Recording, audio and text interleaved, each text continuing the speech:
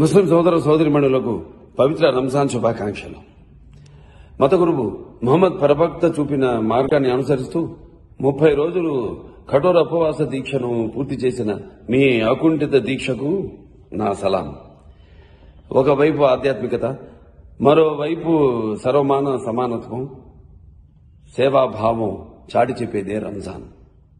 ఈ రంజాన్ పర్వదినం మనందరి జీవితాల్లో కొత్త వెలుగులు నింపాలని, అందరూ సుఖ సంతోషాలతో ఉండాలని, మనకు మంచి భవిష్యత్తును ప్రసాదించాలని కోరుకుంటూ మీ నందమూరి బాలకృష్ణ.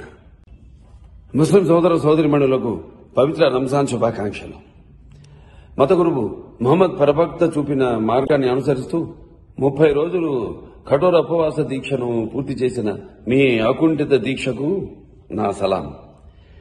ఒకవైపు ఆధ్యాత్మికత, మరోవైపు సర్వమాన సమానత్వం, సేవాభావం చాటి చెప్పేదే రంజాన్.